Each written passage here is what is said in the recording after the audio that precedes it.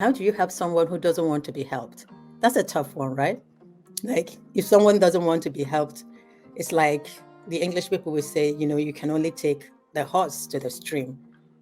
That's the most you can do, is to take the horse to the stream. You can't force the horse to drink water. When you hear excuses from middle managers about how their bosses are not acknowledging, or how their bosses are the reasons they have not gotten the promotion, you take a pause and say to them that, no, it's not your boss, because it's you who needs to speak up for yourself.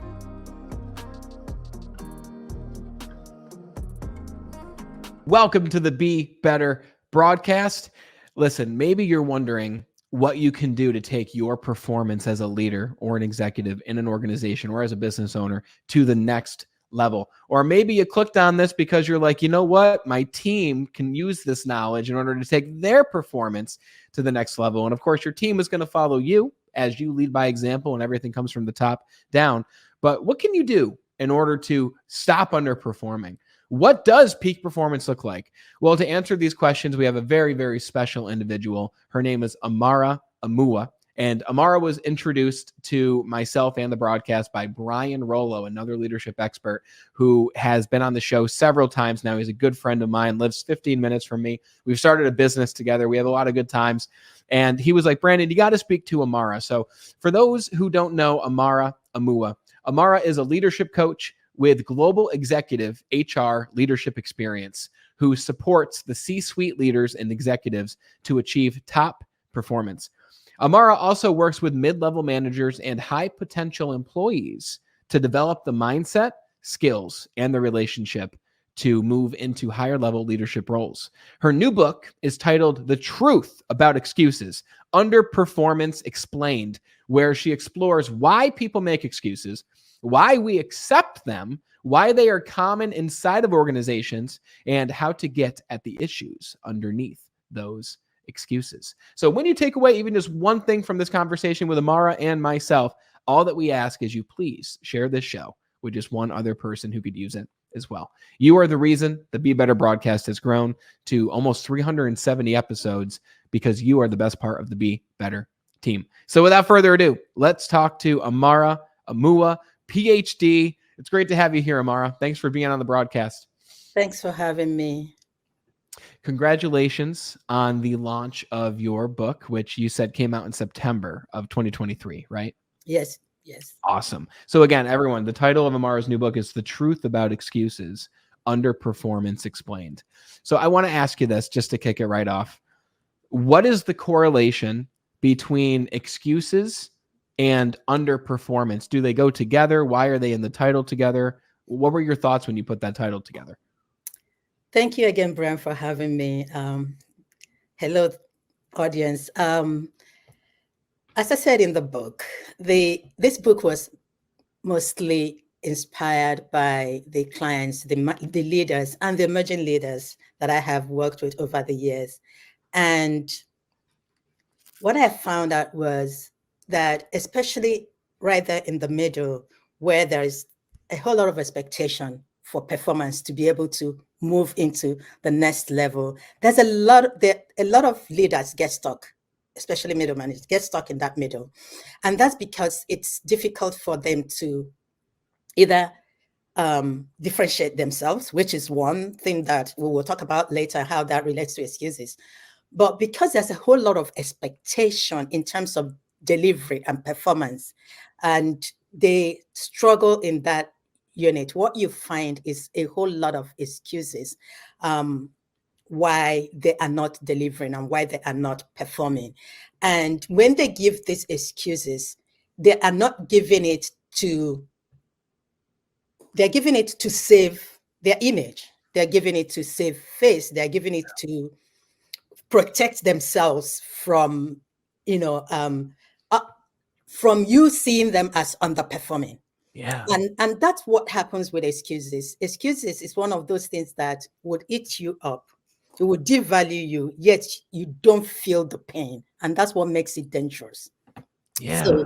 So that's the relationship between excuse and underperformance. The fact that you're underperforming, but because you have explanation also known as excuses why that is not happening. You don't feel as bad as you should, and you don't push yourself as hard as you should. Yeah, it's a story, right? You Yeah. create this story of Yeah. why something is, and it's something that's some people are better storytellers than Dr. Seuss. Let me tell you, I've been working inside of a sales organization now, the same one for 11 years, Mhm. and it's 100% commission. So if you don't sell anything, you don't make any money. Mm. And having conversations with some very capable people. I think in your introduction, you called these people high potential employees, Yes. right? So having conversations with these people who could easily, just to throw some, basic numbers out there, people who are making 4,000 a month when they could be making an easy $8,000 to $10,000 a month. They have the skill, they have the ability, but like what we talked about in your intro, they're lacking the mindset, they're lacking the relationships, they're lacking a new story, right? Because if you ask them, hey, you're making $4,000 a month right now, right? As a salesperson, what's stopping you from being at 8? Like, I look at you and you should be someone who's making $8,000 to $9,000 a month. And I had a specific conversation with someone recently about this, and they're a high potential person, right? And we don't have these conversations with people unless they're high potential people, right? You know the difference. Mhm. He was like, Brandon, I could be at that level, but, and that's the beginning of the story, right? That's the beginning of the story. The Right? but, yeah. But, I have open shifts, right? If I worked closing shifts, then I would see more people. I'd have more sales opportunities, and I would definitely be at $7,000, $8,000 a month.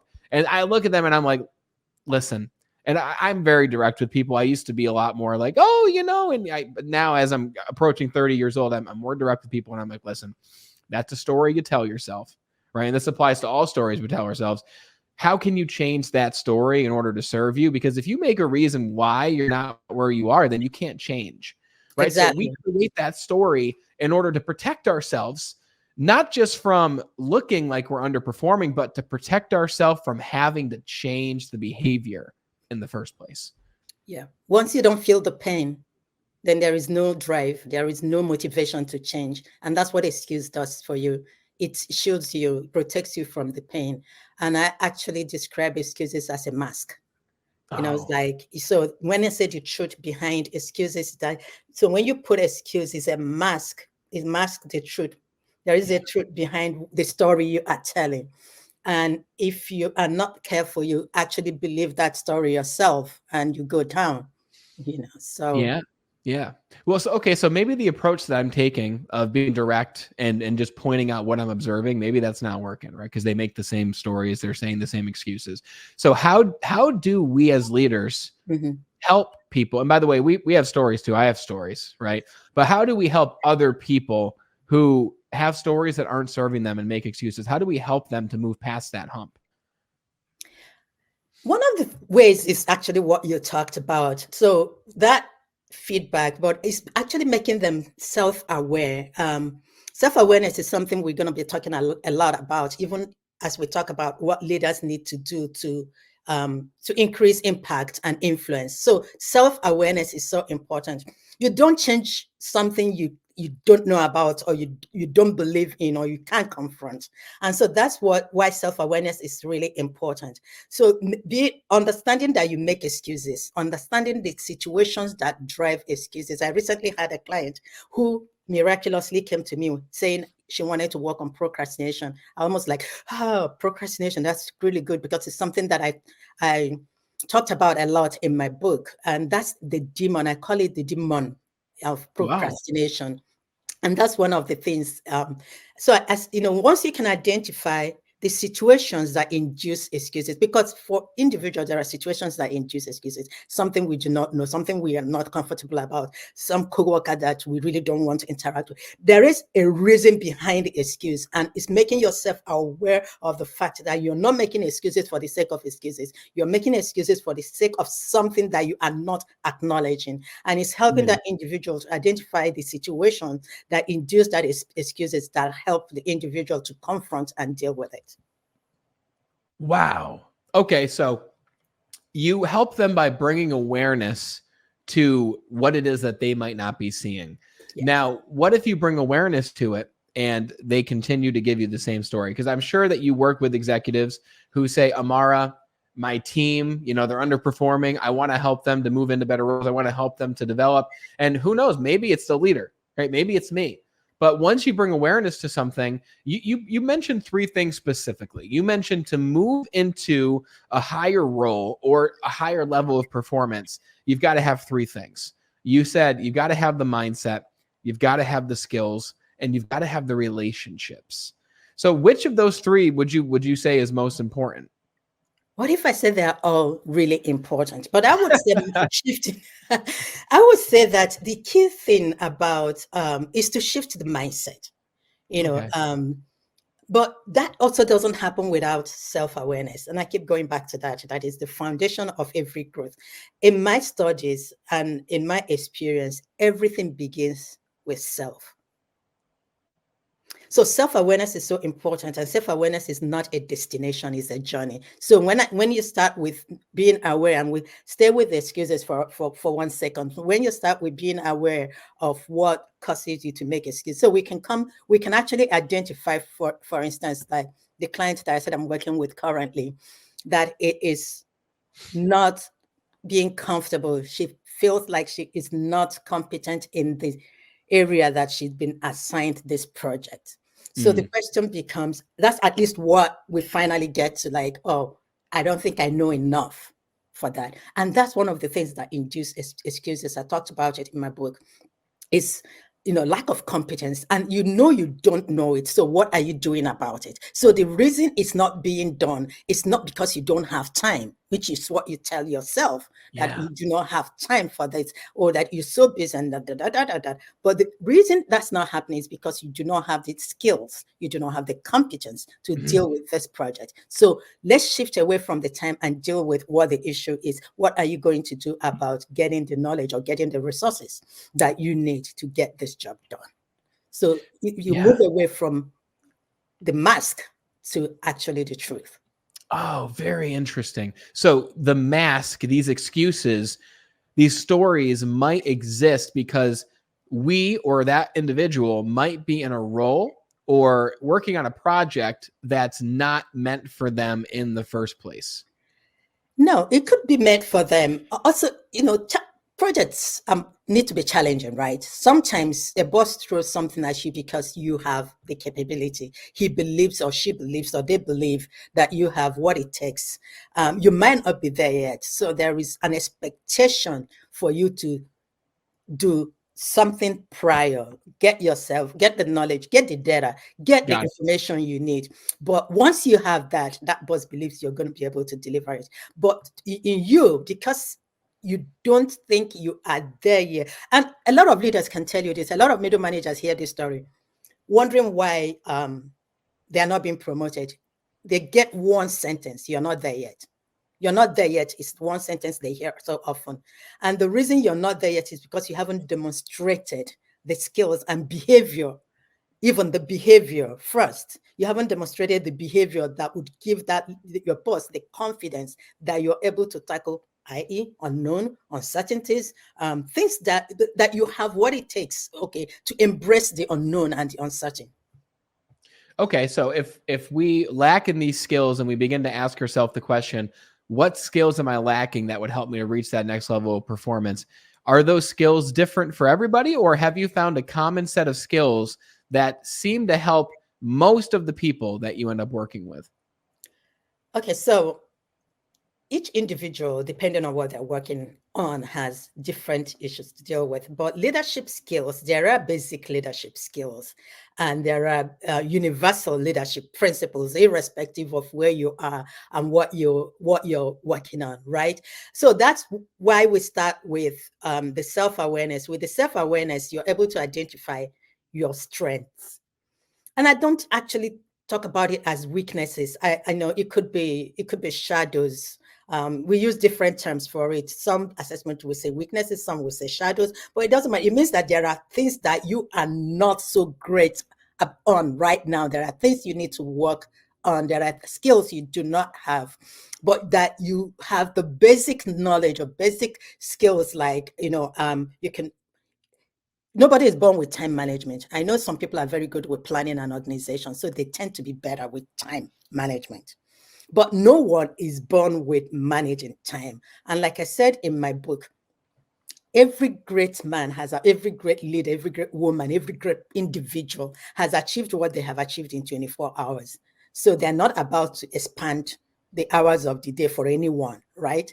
So if you're going to be competent, if you're going to be effective, if you're going to deliver, you're going to work with 24 hours. And so Mm. if this is a basic foundation, then what are you going to do about your own issue? How then do you plan your own work, your life, to make sure that you're able to achieve what you want to achieve within 24 hours. So this is one thing, for instance, 24 hours is universal. There isn't anybody who has 25 hours. So if you don't have time, then it's not time you do not have. It's probably how to manage your time that you do not know. So That's very true. Absolutely. Okay, so the people watching this, people wouldn't be watching this if they weren't already someone who is seeking new skills, mhm, seeking to improve. So it's not even that we're speaking to the people watching, but I know a lot of the people watching are wondering, how can I help other people with mhm, these things, namely the people on my team? mhm, So, okay, we talked about the skills, helping people develop those skills that they might not have, strengthen mhm. the ones that they do.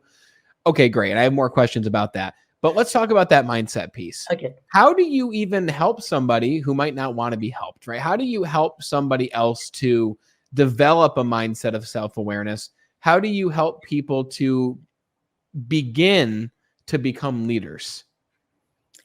Okay. So again, I go back to, you said something. How do you help someone who doesn't want to be helped? That's a tough one, right? Like if someone doesn't want to be helped, it's like the English people will say, you can only take the horse to the stream. That's the most you can do, is to take the horse to the stream. You can't force the horse to drink water. Mm, So even with the self-awareness, if the person doesn't want to make any shift, any changes, there isn't so much you can do. But as a coach, what you want to do is to get the individual to actually think about the cost of not doing something. okay. The cost of not doing something. What is the cost of not doing something Okay, about so this? asking a question, even going back to that original story.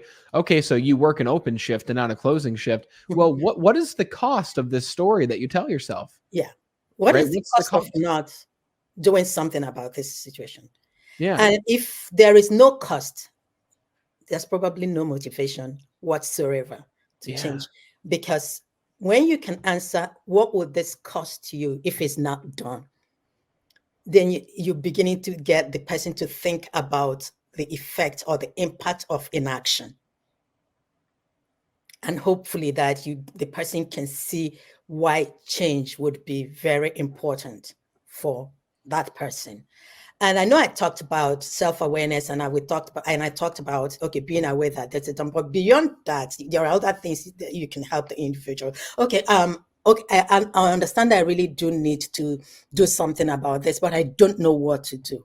Okay, Mm, so I mean, I don't know what to do. I would like to, do something about this. I'd like to manage my shifts. I would like to, but I don't know how to do this. So we begin to look at, um, what are the goals you have, or how do you prioritize what you're doing, and how can you hold yourself accountable for the goals you want to set for yourself? How do you eliminate distractions, right?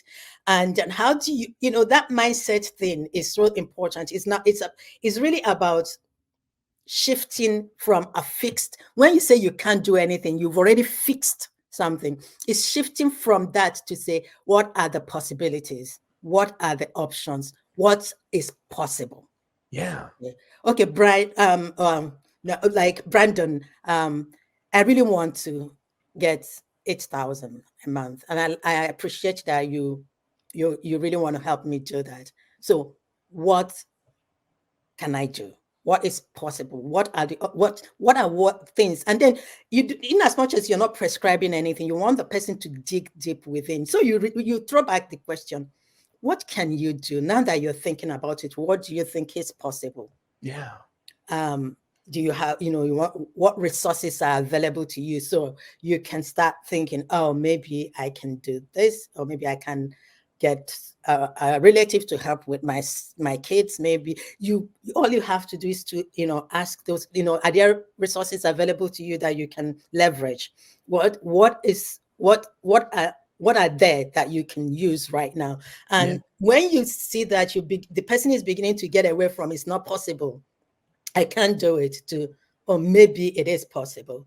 Yeah. Maybe if I take action, maybe if I could do this. And so that's what, it's shifting from that fixed mindset to possibilities, because I actually define growth mindset as that ability to look to see endless possibilities. It might be limited, but there are still possibilities, but Yeah. that's what it is. You've by asking those very powerful questions, and really what you did there was you introduced pain, Yeah. right? Well, Yeah. what's your life going to look like 2 years from now From if here. you Yeah. continue telling the same story?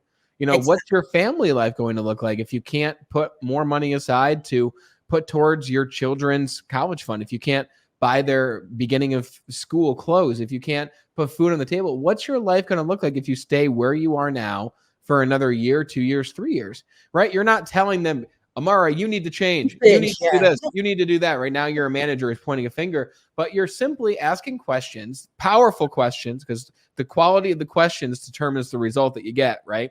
And now you've helped to transform them from saying, I can't do this, like you said, a fixed mindset, or I don't know how to do this, which is better, to how can I do this? Right? Change, Yeah. I don't know how to do this, to how can I do this? And now, like you said, oh, the relative can watch the kids. Oh, maybe I can switch my shift. Maybe I can put in some different levels of activity. Maybe I can try something totally new to get a different result. Right now, you've opened up the floodgates of opportunity. And I do agree with you. I believe mindset comes before skills, because how can you teach someone to improve in skills if the mindset's not there? It has to begin with the mindset. And It now, has to begin with the self. It has to be yes. that shift has to begin with the individual.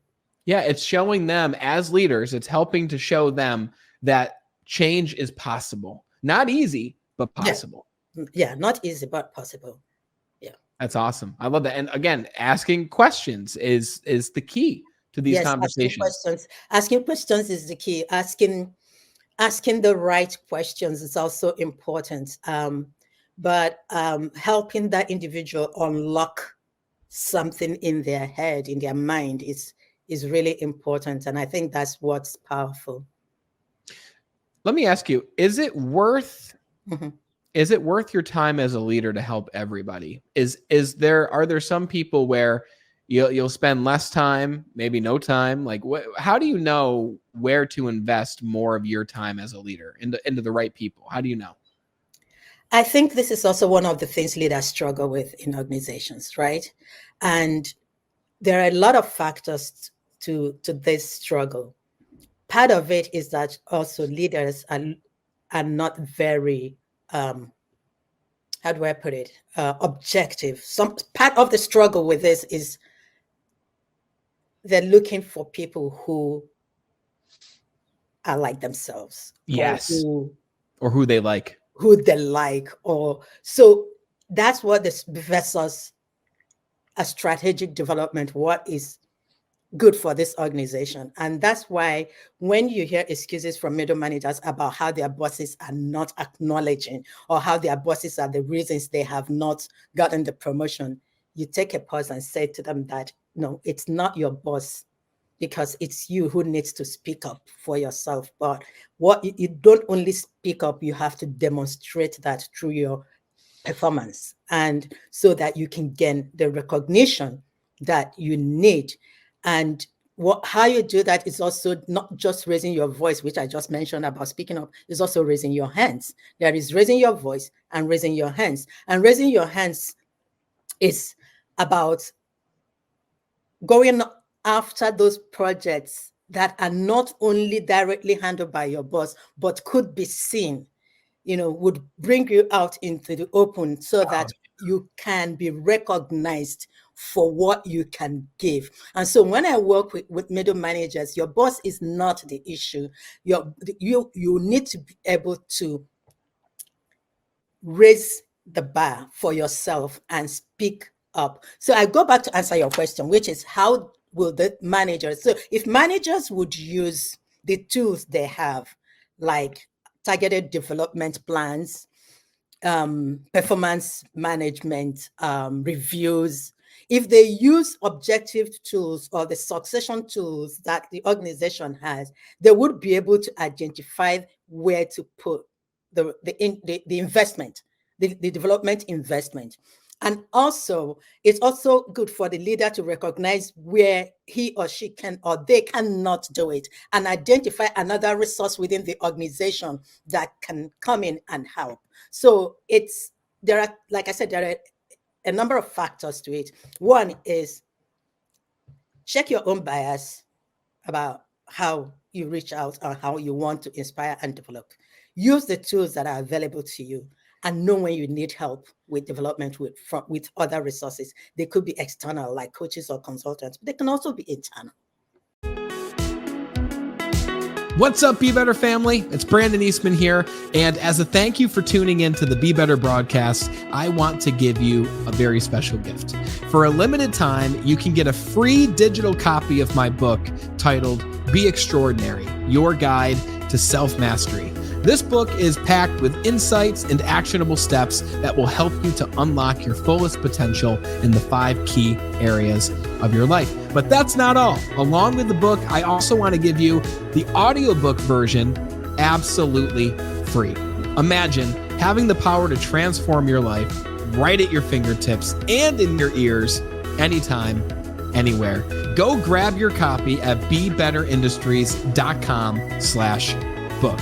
You'll also find the link in the episode show notes. Go and grab your copy and join me in making a positive impact on the world. Now back to the show. Yeah.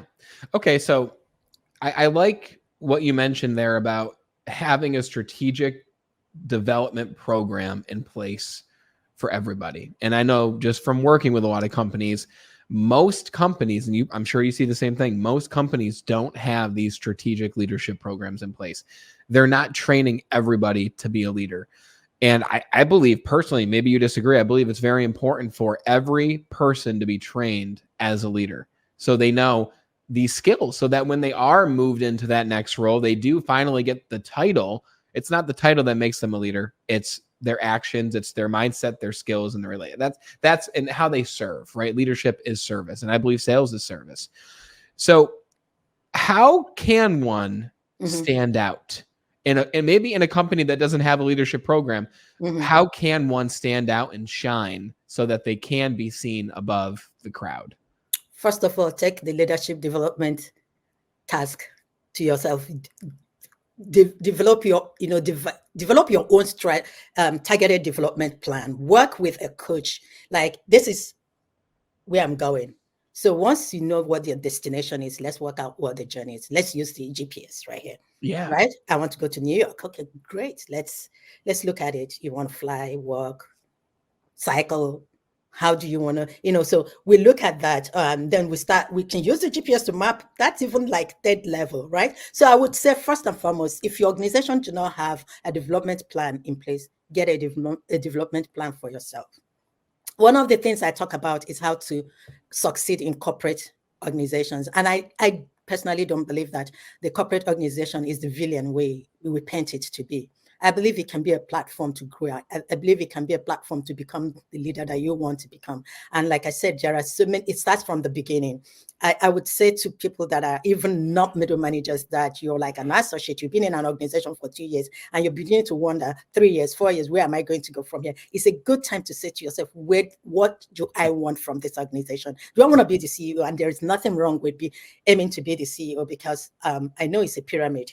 The higher you go, the narrower it gets, right? But there is nothing wrong with saying, I would like to be the CEO or whatever. And at that point, you begin to ask yourself, I tell managers there are 3 things that are important in growing in corporate organizations. One of them is understanding alignment is key.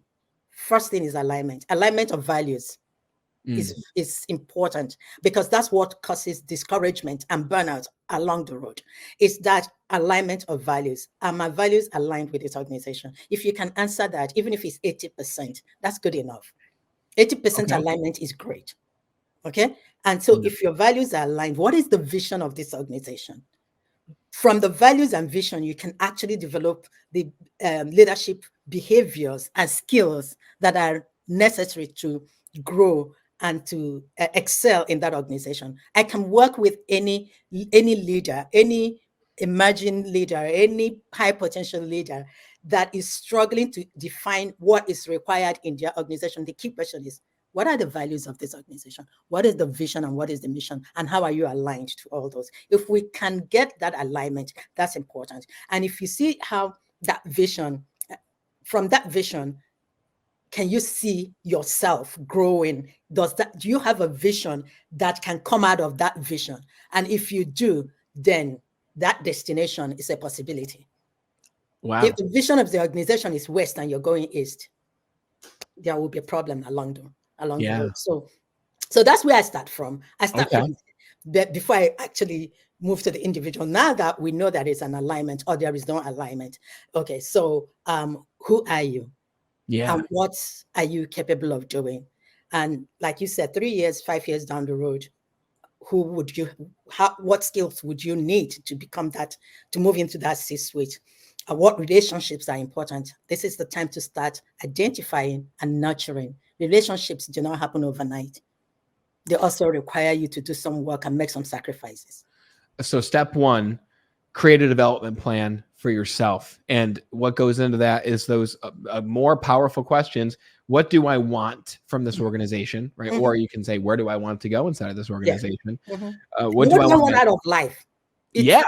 because Yeah. that what you want, if it's not aligned with where where you want to go in life, there's a problem too. True. Yeah, absolutely. And then what is the vision of this organization? Mm-hmm. Right. And then Yeah. how can I help to further that vision? How can I help Yeah. them to get there? Yeah. Right. Okay, great. So now that's step one. So step two is knowing yourself again. So back to self-awareness. So step two with self-awareness, how do you then know what to do in Mm-hmm. order to further the vision? And before you talked about, before we even recorded, you were talking about sports teams and how there's all Mm-hmm. these different positions and everyone's the composition is different physically. So they have this role, they have this role. Not everyone is meant for every single role. So how do you then know what to do to further the company's vision? Exactly. And that's why that sports analogy works really well. Two reasons why I use that analogy. One of them is the one you just talked about, like, so there's quarterback, and I'm not a big football. I rather actually just use soccer, but I know that soccer is, so I'm going to stay with the one I know. But so, so are you midfielder? Are you a striker? But all of them are footballers. Or soccer players. Let's not get it wrong. So it's then knowing exactly where your strengths would elevate you to become that top performer. That's where self-awareness becomes important. Like, I know that I have speed, but I don't have stamina.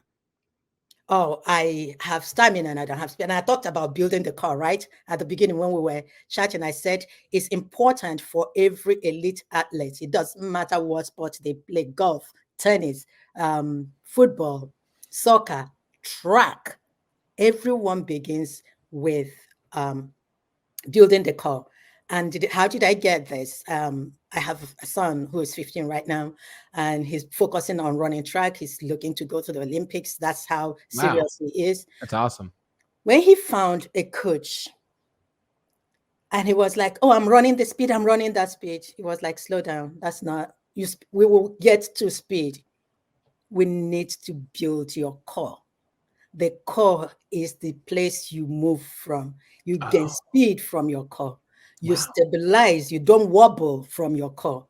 And should you fall even or stumble, it's your core that would help you to push again. So Oh, building the core is so important. And that also goes for the leader. So with your plan to be this elite athlete or to be this elite leader, we need to build your core. And that's what goes into that targeted development plan we talked about. Because in building the core is a targeted development.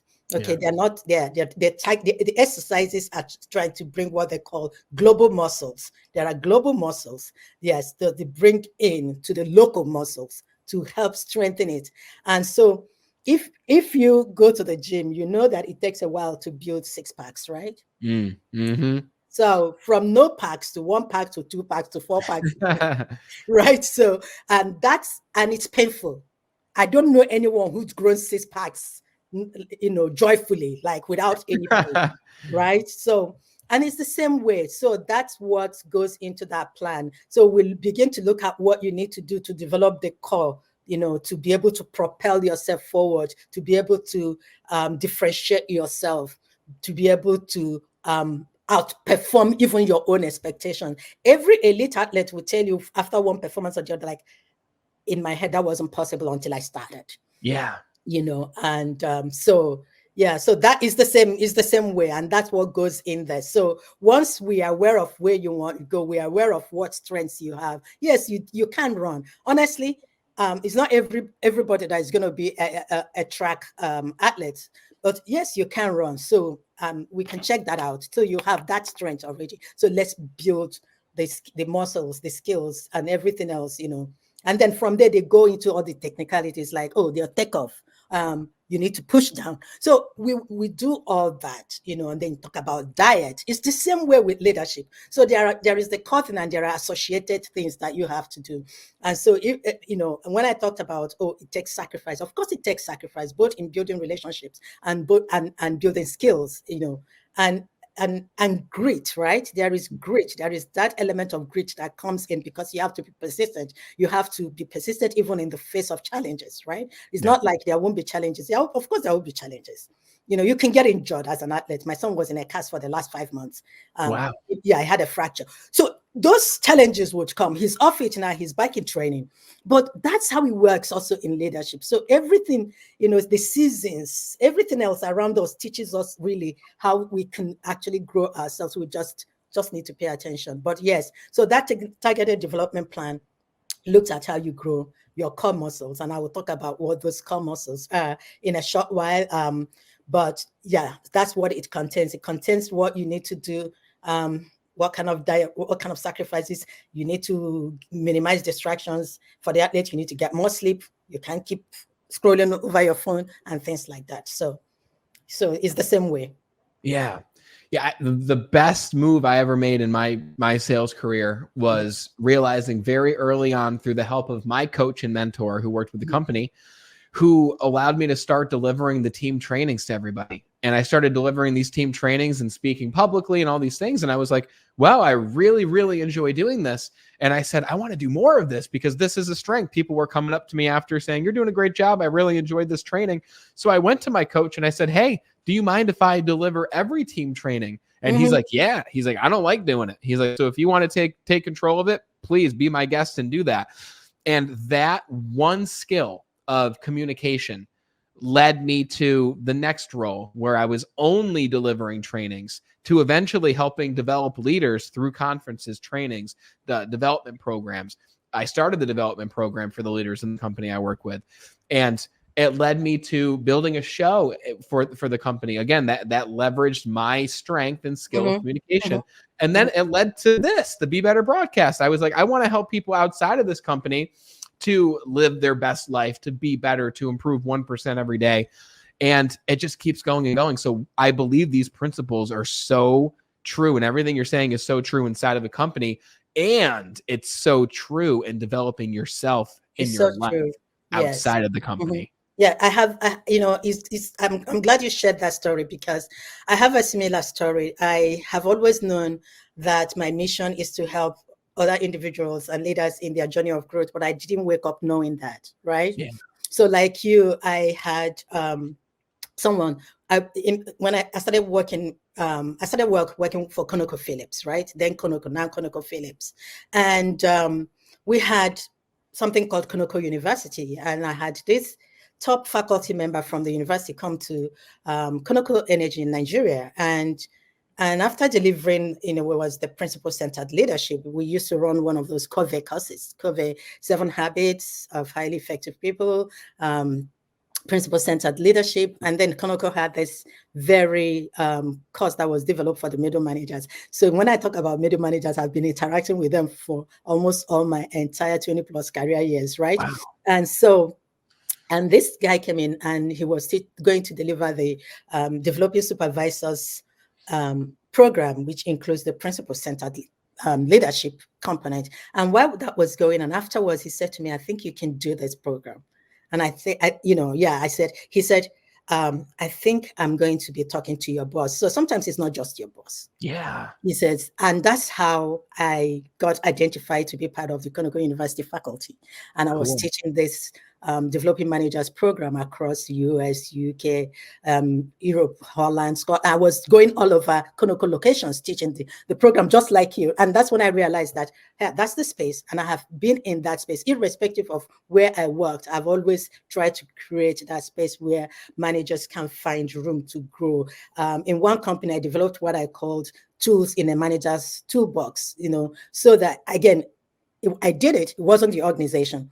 So because I have always known that when you put young managers in a role, you're setting them up for failure if you do not give them the tools that they need. And so because I took that from Konoko, when I worked in other areas, I established that. So I Wow. agree with you, sometimes, that's why I say sometimes, all you have to do is actually not just raise your voice, but raise your hand. Yeah. Well, and you talked about how can a leader know who to develop. I'm not sure that my direct boss would have ever known that that's what I should be doing, but there was the opportunity, and I raised my hand, and I didn't even raise my voice, but I raised my hand, right, to help. While he was there to set up, Yeah. to manage the breakout rooms, and that's when he said, I think you can do this, and Yeah. launched me to. And from then on, I moved on to to understand organizational leadership better. And Yep. that's what led me to, even after my MBA, where I was like, okay, I understand how organizations work. I understand how businesses work. I understand the drivers of business. But I have always had the passion to know more about organizational leadership. And that's what took me to my PhD, was in organizational leadership right here in Regent University. And with a minor in entrepreneurial leadership, because I, again, have had to, working in investment firms and private equity firms, I know firsthand the struggles that entrepreneurs go through, especially if that company is beginning to grow out of their hands. Yes. So, 100%. yeah. And So everything I've done, like you, is to really equip me and to position me to deliver value in this space. absolutely. And when that gentleman said, you could do this, you Yeah. could deliver this training, you can do these breakout rooms, you could have said, oh no, I'm not ready for that. Thank you very much. But that's just Oh, I not where have a I am job. right now. Thank you. I already have a job because I was already Exactly. the HR coordinator for Konoko in Nigeria. So it's not like I have a nice job. But Yes. yeah. You were ready for the opportunity. And that readiness for the opportunity, I believe that goes back to mindset, right? You had the Yes. mindset of, I'm ready to grow. I'm I'm ready ready for to that grow. I'm next ready to step. take this on. I had never delivered training. I cannot forget my practice for my first class. And it was right here in the US. So that was Cool. even so intimidating. Yeah. And it was in Laredo, some border town between Houston and Texas. Mm-hmm. I practiced, you would have thought, um, I'm like, I practiced for this. Even Larry, that's the gentleman who recommended me for the job. So Yeah. I was like, Larry, you have to sit in class the night before. I was like, you need to sit in class. I need Uh-huh. to, I need to practice this with real life on this day with you. So yes, there's pain, there is fear, there's all Oh, yeah. those, yeah. But those are, for me, they are momentum. They build That's your fun. momentum. Don't let fear stop you. Let fear propel you. Yes. Okay. And the thing about fear is that once you overcome it the first time, it doesn't go away. But you can go back and say, I did this before. And that's why overcoming fear the first time is so important, because you can always say to fear, I did it before, so I can do it again. This is so awesome. I love this conversation. This is so cool. Okay, I could go in so many different directions with you, but I want to make sure that we tie this back to, again, your book, right? So your book that came out in September, The Truth About Excuses, Actually, it's the truth Underperformance. behind excuses. I don't know Oh, if the truth I, behind excuse. Okay, yeah, the thank you very truth much. behind excuses. Yeah. Okay, great. The truth behind excuses, underperformance, Explained. Mhm. We just we dove deep into it today, but we are very surface level today. We took a 10,000-foot view on this. Everyone listening, you got to go grab a copy of Amara's book. So Amara, where's the best place people can go pick up a copy of your book? Amazon is only sold on Amazon right now. You can also go directly to Amazon, or you can go through my website, authentictransformations.net or amaraemuwa.net. But it's right there on Amazon. So you can get the book, and I will encourage you to get the book, because this book discusses the psychology of excuse making, and more than anything else, the effect and impact of excuses on our lives. It devalues us. It stops us from achieving our highest potential. And, nothing is as bad as something that devalues you without you recognizing that your value is going down each time you give an excuse. And I talked about different things. You can check out whether excuses are lies. Are you lying when you give excuses? I think that's an interesting part of the book. So, yes, listeners, go grab the book. It will be very useful.